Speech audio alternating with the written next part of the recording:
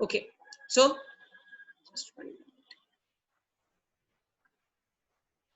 I was telling you कि आपको ये स्टार्टिंग में residential status R and O R define करना पड़ेगा. डिफाइन कैसे करोगे? कभी कभी प्रॉब्लम में दिया रहता है ऑर्डिनरी रेसिडेंट, ठीक है, कभी कभी प्रॉब्लम में दिया रहेगा नॉन रेसिडेंट. आप सिर्फ वो वर्ड यहाँ पे लिखोगे, आपके आंसर पे कोई फर्क नहीं पड़ने वाला है इससे. आपके आंसर पे क्यों फर्क नहीं पड़ने वाला है? बिकॉज इसका फर्क कहाँ पड़ता है? When you are dealing with it in the details in IPCC, in finals, CA के एग्जाम्स के लिए. यहाँ पे आपको ऐसी कोई पॉइंट्स नहीं दी रहती है जिसका कुछ इफेक्ट हो इस पे. और ये हमारा एजम्पशन है, प्रॉब्लम में दिया हो या नहीं हो. जैसे आपकी कॉपी, आप जो न्यू नोटबुक शुरू करते हो उसमें हमेशा फर्स्ट पेज पे लिखते हो ना name, standard, division, school. Okay, so मान लो मुझे पर्टिकुलर स्कूल, भारत स्कूल की कॉपी है, ऊपर लिखा हुआ है भारत स्कूल, लेकिन फिर भी मैं फर्स्ट पेज पे लिखती हूँ Bharat Group of Schools and Colleges, okay, या Bharat College of Arts and Commerce. Like आप वहां पे लिखते हो, क्यों लिखते हो? Because this is an assumption. दिया है या नहीं दिया है, this is an assumption that I have to write this. So यहाँ पे भी आप particularly residential status as an assumption R and O R लिखते हो. ओके, उसके बाद नेक्स्ट हम लोग जो एजम्पशन लिखते हैं, अभी वो एजम्पशन नहीं है, रियलिटी है. That is your legal status. Legal status individual. अब ये लीगल स्टेटस कहाँ से आ गया? ये न्यू बात नहीं है हमारे लिए, ये हमने पर्सन का डेफिनेशन किया था. पर्सन का डेफिनेशन किया था, आपको याद होगा, उसमें मैंने आपको बताया था नेचुरल पर्सन, आर्टिफिशियल पर्सन सब इसमें कवर्ड होते हैं. सो legal status will be your individual. Okay, यहाँ पे हम लोगों को जो सिलेबस में टीवाई बीकॉम के सिलेबस में आपको जितना दिया हुआ है, you have to do only for individuals, only for natural persons.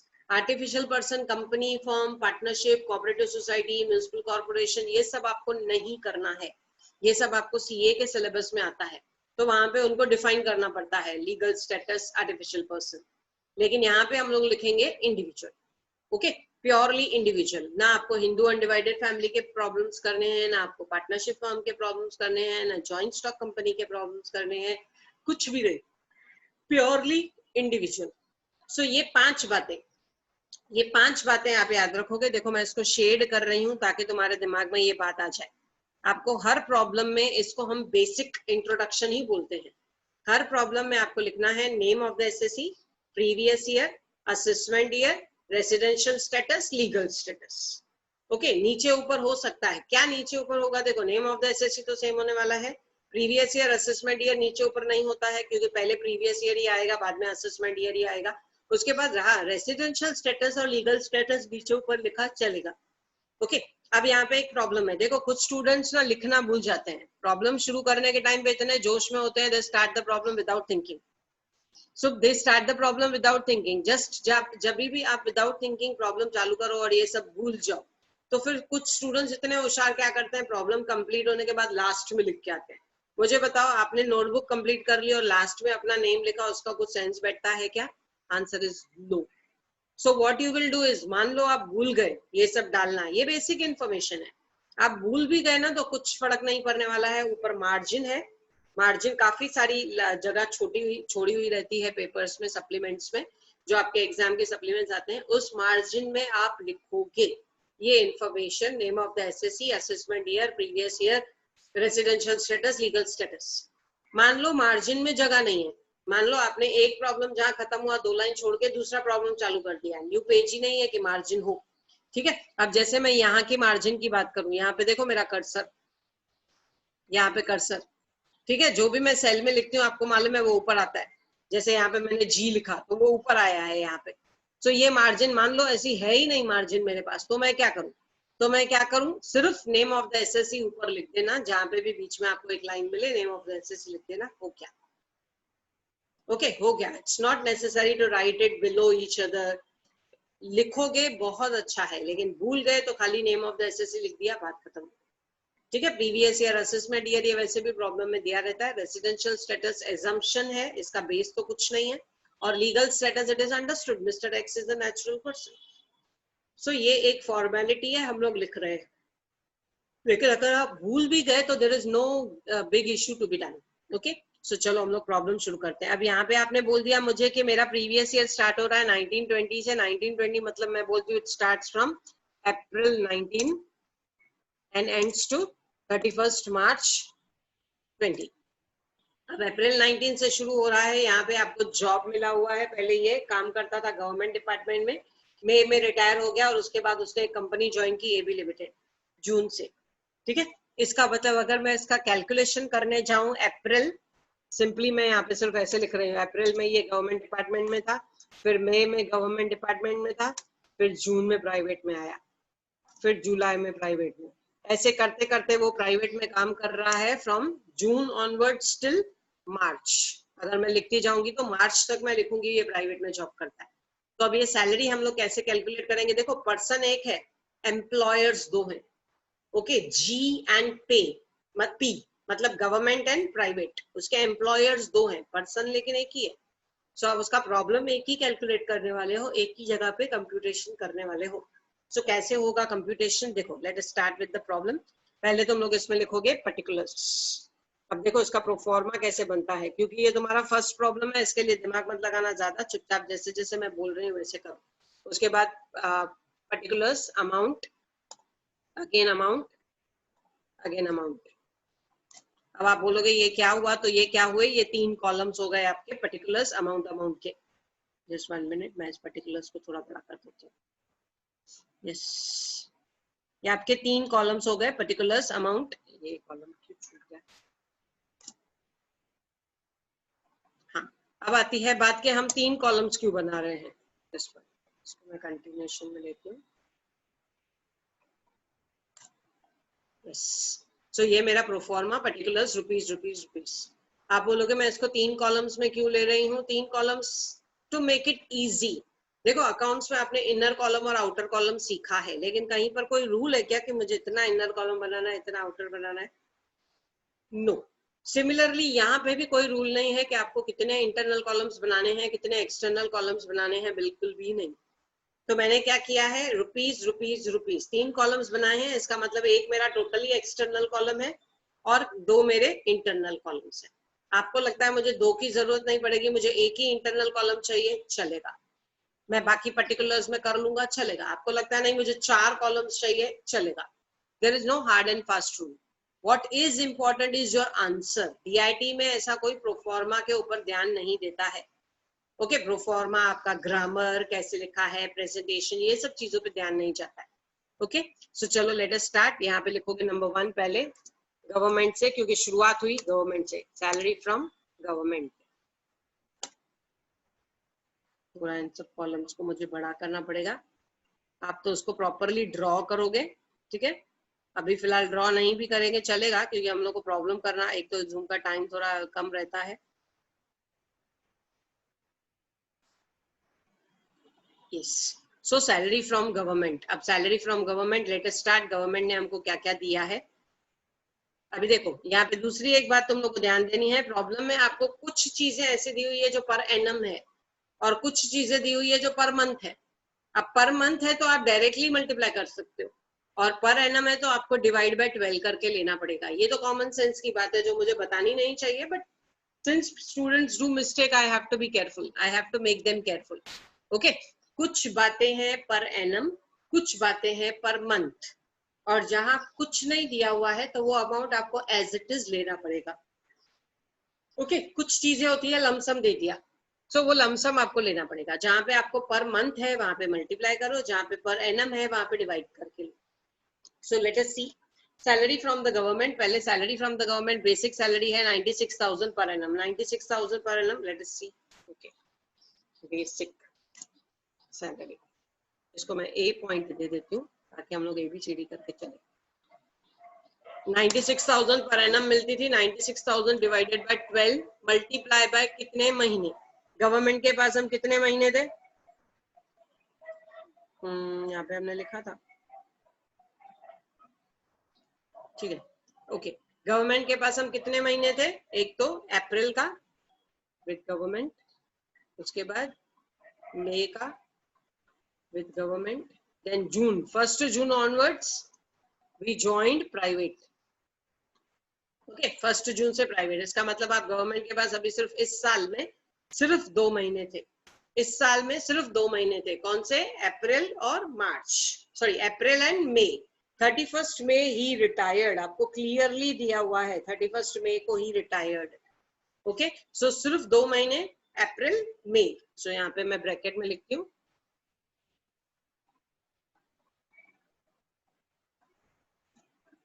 कितना सैलरी है 96,000 divided by 12 multiply by 2। Okay, 96,000 divided by 12। 12 क्यों? क्योंकि पर एनम दिया हुआ है, मतलब एक महीने का 8,000 रुपया हो गया, मल्टीप्लाई बाय 2 मतलब 16,000। जहां भी जिस भी पॉइंट में डाउट आता है ना, उधर का उधर ही पूछ लो, डोंट वेट कि कंप्लीट होगा तो बाद में देखेंगे। लेट मी सी, 16,000 रुपीज, यस। ओके, उसके बाद सेकंड, चलो ये हो गया बेसिक सैलरी। उसके बाद आपको क्या मिला उसमें से, गवर्नमेंट में से डियरनेस अलाउंस। डियरनेस अलाउंस महंगाई भत्ता जिसको हम बोलते हैं, जैसे जैसे महंगाई बढ़ती है गवर्नमेंट डीए डिक्लेयर करती जाती है, बढ़ाती जाती है। So what is the amount given is 6,000 per annum. Again you will get only for 2 months, क्योंकि वहां पे आप 2 महीने के लिए ही थे। कैलकुलेट करना चाहेंगे, 6,000 डिवाइडेड बाय 12 मल्टीप्लाई बाय 2, 500 रुपया होता है एक महीने का, 2 महीने का हो गया 1,000 रुपया। okay. उसके बाद चेक करते जाना, मे भी मेरी मिस्टेक्स हो, आप चेक करते जाना। उसके बाद है एंटरटेनमेंट अलाउंस। अब कोई तो पक्का ये रहेगा, मार्केटिंग मैनेजर वगैरह रहेगा जो इसको एंटरटेनमेंट अलाउंस भी मिलता था। ठीक है, एंटरटेनमेंट अलाउंस मिल रहा है 1982 62 से, जो भी है, मुझे उससे कोई लेना देना नहीं है। कितना मिल रहा है वो बताओ, 24,000 रुपए साल के, 24,000 डिवाइडेड बाय 12 मल्टीप्लाई बाय 2। 24,000 मतलब एक महीने का 2,000, 2,000 इंटू 2, 4,000। ठीक है, उसके बाद नेक्स्ट आता है आपका मंथली पेंशन। अब जैसे ही वो रिटायर हुआ उसको मिला मंथली पेंशन। पेंशन की पॉइंट्स बहुत सारी हैं जो मैं आपको नेक्स्ट लेक्चर में बताऊंगी, क्योंकि जस्ट शुरुआत करना जरूरी था। एक बार आपको उसका बेसिक कंसेप्ट पता चल गया ना, तो नेक्स्ट। अभी एक बात सुनो, यहाँ पे मुझे दिखा रहा है 10-15 minutes to complete with the lecture. 10-15 minutes में अगर हमारा प्रॉब्लम कंप्लीट हुआ तो ठीक है, नहीं कंप्लीट हुआ तो we will join again, same password, same login ID, we'll join again. After 5 minutes हम लोग वापस ज्वाइन करेंगे, प्रॉब्लम कंप्लीट करेंगे ये। नहीं तो आधे में छूट गया ना तो आपको नहीं समझ में आएगा। मैं कोशिश कर रही हूँ जल्दी करने की। तो चलो, ये हो गया आपका मंथली पेंशन, लेकिन ये देखना कि आपको समझ में आए। अब देखो, मंथली पेंशन आपको कब मिलेगा, जिस दिन आप रिटायर हुए तब तक salary, next month onwards immediately आपको पेंशन मिलेगी। सो यहाँ पे आपको क्लियरली दिया हुआ है जून onwards pension milli. Yes, June onwards he receives a monthly pension of 3,000, यानी कि जून, जुलाई, अगस्त, सितंबर, अक्टूबर, नवंबर, दिसंबर, जनवरी, फरवरी, मार्च, 10 महीने। ओके, क्योंकि 31 मार्च तक का कैलकुलेशन है, याद रखना, मिस्टेक मत करना, दिसंबर तक मत करके आना उसको। 10 इंटू कितना सैलरी, कितना पेंशन मिल रहा है एवरी मंथ, 3,000। 2 महीने का सैलरी मिला है, 10 महीने का पेंशन, वो तो समझने की बात है, तभी तो 12 महीने होते हैं। ओके, 2 महीने का सैलरी मिला है, उसके बाद आपने रिटायर किया तो 10 महीने का आपको पेंशन, 12 महीने पूरे हो गए यहाँ पे। सो मंथली पेंशन 30,000। उसके बाद दिया हुआ है आपको leave salary. He received leave salary also in respect of earned leave 1,20,000। Gratuity भी मिला, सॉरी 30,000 लीव सैलरी है, उसके बाद ग्रेचुटी मिला हुआ है। अब ये लीव सैलरी, ग्रेचुटी, ये सब हमको डिटेल में करना है। यहाँ पे मैं फिलहाल आपको बहुत शॉर्ट में बता रही हूँ। Leave salary exempt for government employees, leave salary is exempt for government employees. Okay, government employees के लिए ये लीव सैलरी बिल्कुल एग्जेम्प्ट होती है। सो आपको वहां पे दिमाग लगाने की जरूरत नहीं है, जो भी अमाउंट दिया हुआ है सीधा सीधा आप बाहर लिख दोगे नील। क्योंकि गवर्नमेंट अगर आपसे टैक्स लेती है, हम लोग बोलेंगे फिर दिया क्यों, एक हाथ से दिया, एक जेब में डाला, दूसरी जेब से बाहर निकाल दिया। ओके, 100 रुपया दिया, 30-35 रुपया वापस निकाल लिया, उससे बेटर तुम देते ही नहीं थे। सो इसके लिए जो भी ये रिटायरमेंट बेनिफिट्स हैं, लीव सैलरी रिटायरमेंट पे दी जा रही है, ग्रेचुटी रिटायरमेंट पे दी जा रही है, इसको हम लोग बोलते हैं रिटायरमेंट बेनिफिट्स। सो जो भी retirement benefits normally government employees को मिलते हैं वो सब टैक्स फ्री होते हैं। उसके बाद मिल रहा है ग्रेचुटी। आप बोलोगे पेंशन क्यों नहीं टैक्स फ्री है? पेंशन आपको एक टाइम का लमसम पेमेंट थोड़ी हो रहा है, वो तो आपको मंथली हो रहा है ना। एक सिंपल सी बात है, मंथली पेमेंट करना है पेंशन का तो पेंशन डिपार्टमेंट में लोगों को काम पे लगाना पड़ेगा। लोग काम करते हैं, उनकी सैलरीज जाती है, वो सैलरी क्या गवर्नमेंट अपनी जेब से भर के देगी? वो आपका कैलकुलेशन करते हैं हर महीने से, आपका पेंशन गया नहीं गया, दे आर रेस्पॉन्सिबल। सो वो क्या उसका पेमेंट्स गवर्नमेंट अपनी जेब से करेगी? आंसर इज नो, आपके ही पेंशन में से कट करेगी। ठीक है, so it is as good as salary, हर महीने सैलरी और रिटायरमेंट के बाद हर महीने pension, as good as salary. Okay, ये सब पॉइंट्स हम लोग डिटेल में नेक्स्ट लेक्चर में एक एक करके पॉइंट्स उठाएंगे। फिलहाल मुझे सिर्फ इंट्रोड्यूस करना था इन टॉपिक्स को। यहाँ पे ग्रेचुटी मिलेगी रिटायरमेंट पे, again it is exempt for government employees.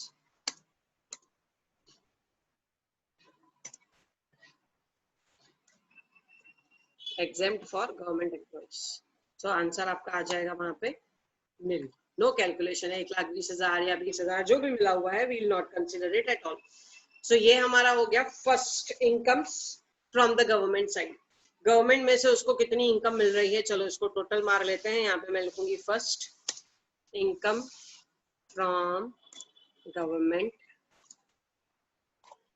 कितना हुआ? 16, 20, 21 एंड 51,000। अब ये 51 अगर मैं यहाँ लिख देती हूँ तो ये मिक्स हो जाएगा, तो चलो मैं इसको सेकंड कॉलम में डाल देती हूँ 51,000। Okay, I hope you are understanding it properly. ठीक है, सो ये हो गया टोटल 51,000 रुपीज। 51,000 हमारा गवर्नमेंट का सैलरी।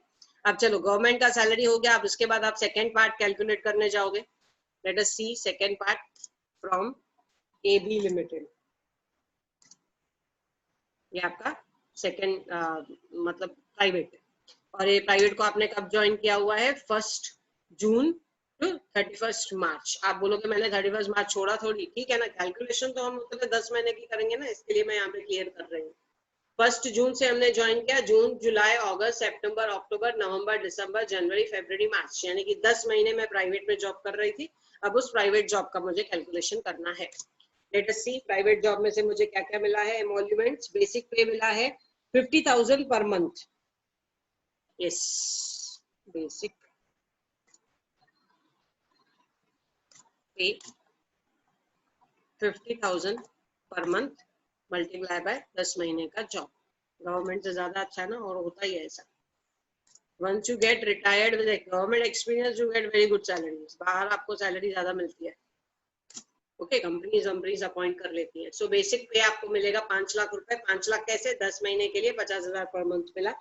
उसके बाद आपको मिला है DA 20,000 रुपए पर मंथ, महंगाई भत्ता। ओके, 20,000 इंटू 10, नाम अलग अलग है और इनकम है हमारी, यहाँ पे मैंने 2,000 लिख दिया है।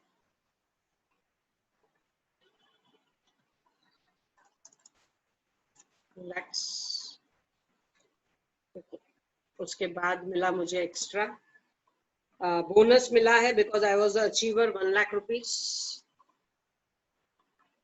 बोनस।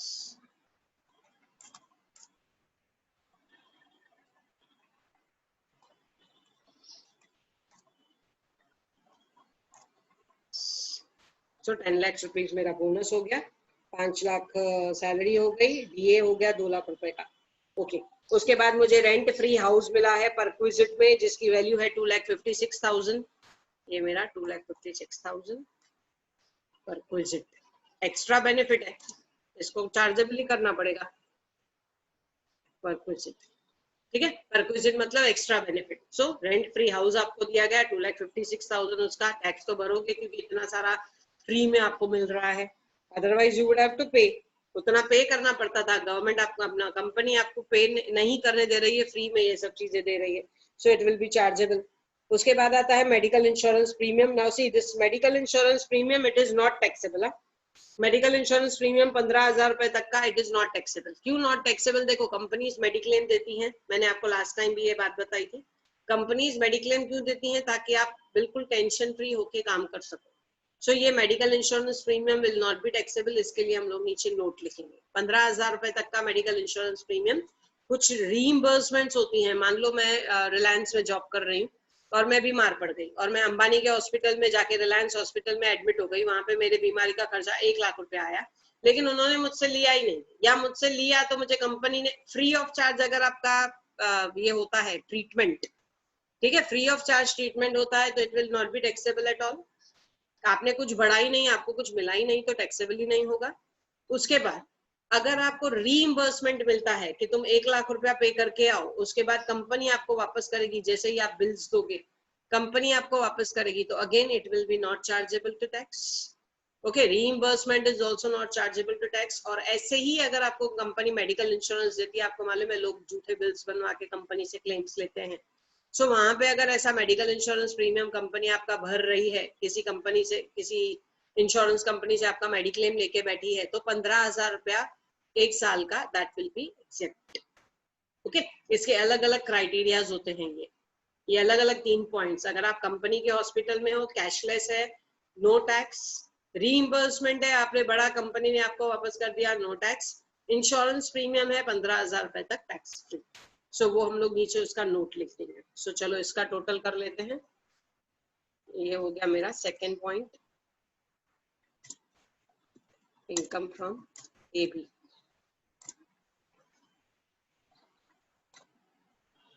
टोटल कितना हो जाता है?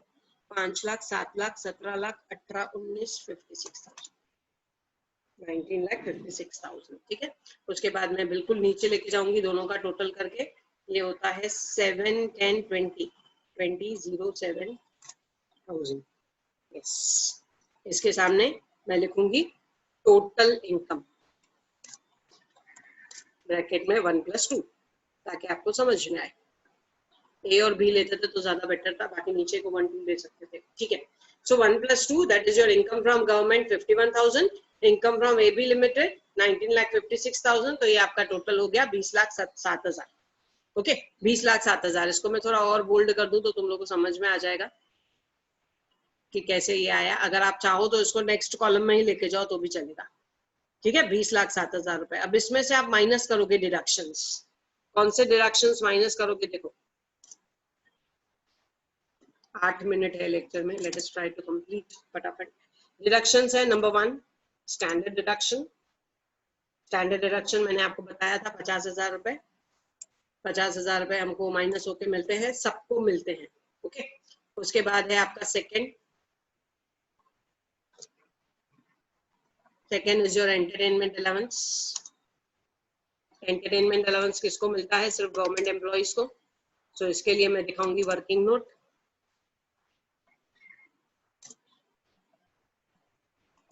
ठीक है, वर्किंग नोट दिखाऊंगी। वर्किंग नोट दिखा के बाद में हम लोग उसको कंप्लीट करते हैं साइड में। उसके बाद थर्ड है आपका प्रोफेशन टैक्स। सॉरी, थर्ड है प्रोफेशन टैक्स, जो इसमें दिया हुआ नहीं है। नहीं दिया है तो we have to just put dash और 0 आई कैन राइट। हाँ, अभी एंटरटेनमेंट अलाउंस कितना है इसके लिए मैं बना रही हूँ यहाँ पे एक working note, so that you understand.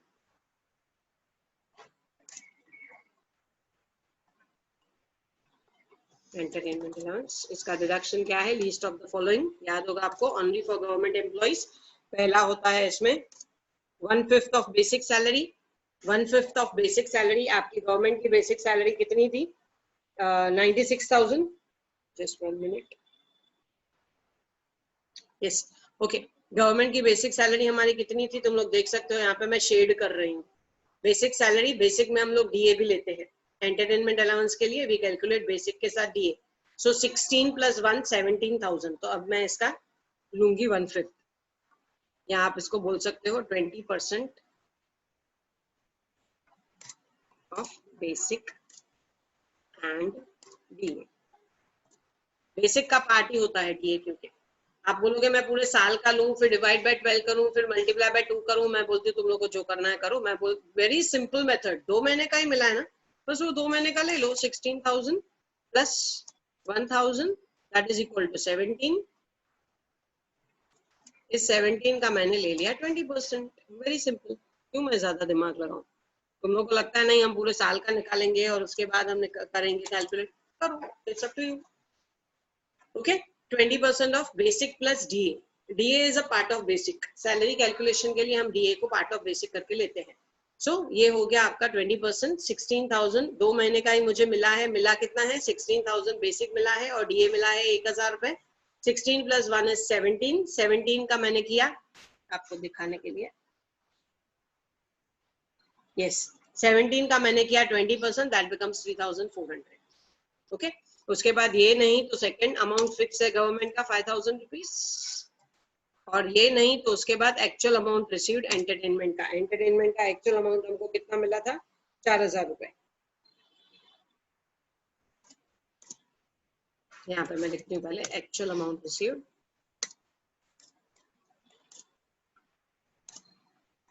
4000, ठीक है। सो विच एवर इज लेस, तीनों में से जो भी कम होगा, 3400, 5000, 4000, whichever is less, therefore answer will be, next line पे लिखेंगे whichever is less equals to 3400, okay.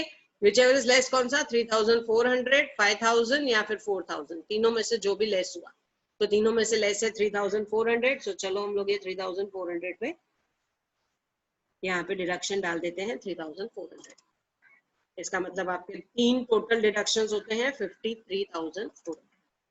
और अगर आप ऊपर के अमाउंट में से इसको माइनस करोगे, 2,07,000 में से ये 53,000, 2 लाख नहीं है 20,07,000 में से अगर आप 53,400 माइनस करोगे तो फाइनल आंसर आपका लास्ट कॉलम में आएगा। चेक करना, लास्ट कॉलम में आपका फाइनल आंसर आएगा 20 lakh. It's not 53, just 1 minute, हाँ 53,000 इसका आंसर आएगा। 20 लाख में से 50,000 गया तो ये हो गया 19,50,000,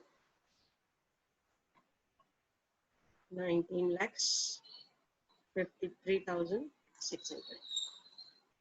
कैलकुलेशन चेक करना, ठीक है। 19,56,000 क्या किया आपने, इसमें से 20,07,000 में से 53,400 माइनस किया। So whatever amount you get, उसके सामने आप लिखोगे net taxable income, okay, net taxable income. Let me check with the calculation, calculation बराबर है क्या, चेक करना तुम लोग भी। 20,07,000 में से 53,400, 19,53,600, परफेक्ट, ओके। और लास्ट में नीचे लिखो note, just 2 minutes are remaining, नीचे हम लोग लिखेंगे नोट। कौन सी चीज हमने छोड़ दी थी, अब अगर आपको याद है तो medical insurance, medical insurance premium is not taxable. So problem हो गया, no need for the next lecture. हाँ, doubts रह गए तो आपको जो भी doubts है you can just DM me, I'll clear that doubts. Okay? थोड़ा जल्दी जल्दी किया, लेकिन मुझे नहीं लगता है कि प्रॉब्लम आपको नहीं समझ में आया। अभी भी 1 मिनट है, किसी को कुछ डाउट है तो पूछ लो। Calculation of entertainment tax and entertainment allowance, ये 2-3 प्रॉब्लम्स में आप रिपीट करोगे आपको समझ में आ जाएगा। एंटरटेनमेंट अलाउंस हमने कैसे किया, 20% of basic plus DA. Basic मिला है मुझे 16,000 रुपए, डीए मिला है 1,000 रुपया। सो दोनों को प्लस कर दिया 17,000, 17,000 का 20% होता है 3,400। सो 3,400 या फिर अमाउंट जो फिक्स है गवर्नमेंट का 5,000, या फिर third is your 3,400, okay. So इन तीनों में से whichever is less, just 1 minute Ranjit, मैं आपको अनम्यूट करती हूँ। हाँ रंजीत पूछो। मैम स्टार्टिंग है, थोड़ा एक्सप्लेन करो ना। स्टार्टिंग का, ओके, स्टार्टिंग में देखो आप लोगों ने क्या किया, 2 महीने का गवर्नमेंट का जॉब था। सो 2 महीने गवर्नमेंट से हम लोग को क्या क्या मिला है वो हम लोगों ने कैलकुलेट किया। बेसिक सैलरी मिला 2 महीने का। अब यहाँ पे आपको जो अमाउंट्स दिए हुए हैं वो 12 महीने के दिए हुए पर एनम है, तो आपने क्या किया, divide by 12 multiply by 2। Basic लिया, डीए लिया, एंटरटेनमेंट अलाउंस लिया, मंथली पेंशन, 10 महीने एक बार जॉब हो गया, सैलरी मिल गई, रिटायरमेंट आ गया, 2 महीने का सैलरी, तो उसके बाद 10 महीने का पेंशन, सो वो मंथली पेंशन लिया। उसके बाद leave, salary and gratuity, so they both are exempt, okay, they both are exempt for government employees. और उन्होंने टोटल कर दिया कि गवर्नमेंट से हमको कितना इनकम मिला। उसके बाद प्राइवेट से कितना इनकम मिला वो आपने अलग से कैलकुलेशन किया, okay. I think the lecture is to be stopped, time हो गया। I stop with the lecture. आपको जो भी प्रॉब्लम है वापस मुझे आप डीएम करो, डायरेक्ट मैसेज करो, मैं तुम लोग के डाउट्स सॉल्व कर दूंगी। Will meet again.